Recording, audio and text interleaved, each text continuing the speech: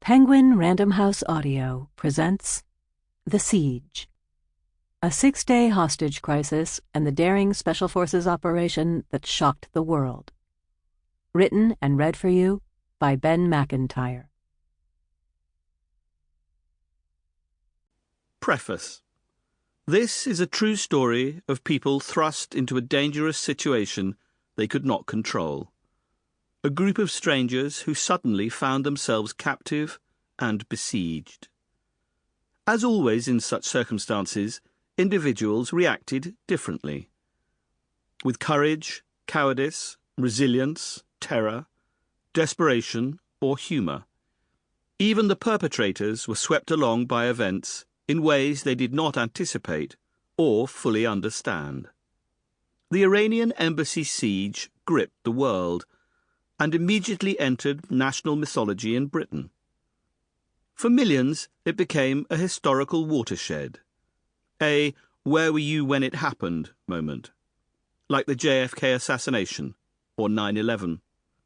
Via the new miracle of live television news, the drama was played out on screens in homes up and down the country, day by day, hour by hour, minute by minute. The first ever hostage crisis to be relayed in real time, it marked a turning point in the relationship between breaking news and the viewing public. Like most legends, the episode was presented afterwards as a straightforward morality tale of military daring, civilian bravery, patient police work, and wicked foreign terrorists bent on mayhem. But the siege was more complicated than that, and much more extraordinary. This is not a simple black-and-white moral fable in which the righteous triumph and the losers meet their just deserts. Rather, it is a tale of human error and unintended consequences, the self-replicating tragedy of man's inhumanity to man, and the collision of intolerant beliefs in an era of political, ethnic, and religious violence. The underlying forces that produced the crisis in London more than 40 years ago still agonise and destabilise our world, from Gaza to Iran to Ukraine. Britain had never before faced an international hostage-taking incident on this scale, and the siege changed forever the way terrorism was perceived and dealt with. Everyone involved was tested to a limit invisible to them at the time. Hostages, gunmen, police, journalists, politicians, and the SAS. None knew how the story would end. These were ordinary people, making life or death choices based on instinct and character, for which no training is possible. There are few outright heroes or villains in the siege, only humans, fallible and unpredictable, struggling to survive and subdue a sudden, terrifying storm. This book offers just one universal truth. No one knows how they will respond to lethal jeopardy until they have to. Day 1, Wednesday. Chapter 1, 16 Prince's Gate. At 19:30, on Wednesday the 30th of April, 1980, a small, secret, and exceptionally well-equipped army rolled out of Bradbury Lines, the Special Air Service camp at Hereford. Locals tended to be over-curious about goings-on at the SAS camp, and so, to avoid attracting attention, the 7 white Range Rovers departed at irregular intervals from the 3 exits, 3 men lying under blankets on the back seat, with 2 in the front.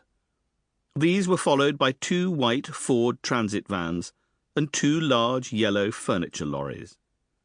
This small convoy carried 45 soldiers in civilian clothes, and enough weaponry to fight a medium-sized war.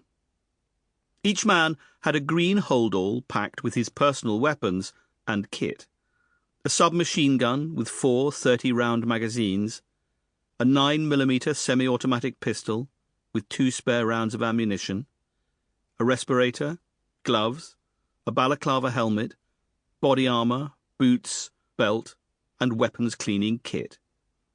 In addition, each soldier had a pre-packed long-stay bag with toiletries, trainers, tracksuit, and a sleeping bag. The vans carried extra ammunition: tear gas launchers and canisters, stun grenades, frame charges, sawn-off pump-action shotguns, explosives, gun torches, food, water, radios, medical equipment, and spare weapons. The Pantechnicons contained the heavy kit: scaling ladders, ropes, and abseiling gear, lighting rigs, screens, thermal lances for cutting through metal, smoke machines, generators, and battering rams. The SAS Special Projects team might have been setting out to repel the invasion of Britain, which, in a way, they were. Shortly before 11 that morning, 6 young men had gathered beside the Albert Memorial, Queen Victoria's ornate tribute to her late husband, opposite the Royal Albert Hall in London's Kensington Gardens, west of Hyde Park. They were Middle Eastern, students or perhaps tourists, wearing smart new trainers, clean anoraks, and backpacks. Around their necks each wore a keffiyeh, the traditional Arab cotton scarf with a red or black fishnet pattern. PLO leader Yasser Arafat wore the keffiyeh, as did Westerners to signify sympathy for the Palestinian cause. The park was almost deserted on a weekday morning, with a handful of mothers wheeling pushchairs in the light rain and the occasional jogger. The men sat on the steps and listened intently as one of their number, a slim, wiry man in his late 20s, with a goatee beard and thin moustache, spoke rapidly in Arabic. At 11:12, the 6 men rose and picked up their bags. Then they split into 2 groups of 3 and headed for Prince's Gate, a stuccoed terrace of large houses set back from Kensington Road, separated from the main thoroughfare by an 8-foot-high brick wall and a service road with parked cars. One group entered the road from the east, the other from the west. As they neared the door to number 16, they wrapped the keffiyehs around their heads so that only their eyes showed. "Yalla," said their leader. "Go." To say that Police Constable 469K Trevor James Locke was guarding the Iranian embassy implies rather more focus and energy than the task demanded. Locke was an officer of the Diplomatic Protection Group, or DPG, the Metropolitan Police Unit responsible for security at the 138 foreign embassies and high commissions dotted around London. Most of these premises did not need protection. The DPG was largely diplomatic decoration, symbolising Britain's duty to safeguard foreign dignitaries.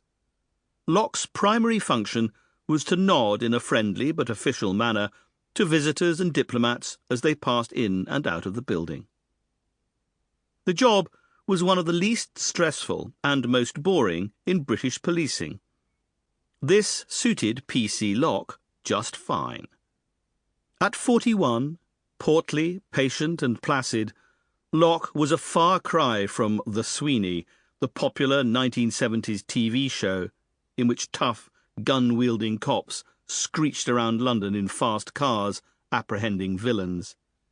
He was closer to Dixon of Dock Green, another policeman familiar to British television viewers, policing with common sense by standing around on street corners, being avuncular. Some joined the police to fight crime and improve society. Locke became a policeman, as he put it, to help old ladies across the road. Born into a working-class East London family, Locke had spent most of his life in the borough of Barking, where he knew every road and almost every old lady. During national service with the army, he volunteered for deployment to Tripoli, in the mistaken belief that this was in Italy. In Libya, he learned to handle firearms and how to swear in Arabic. After a stint in the Ford Dagenham factory. Sample complete. Ready to continue?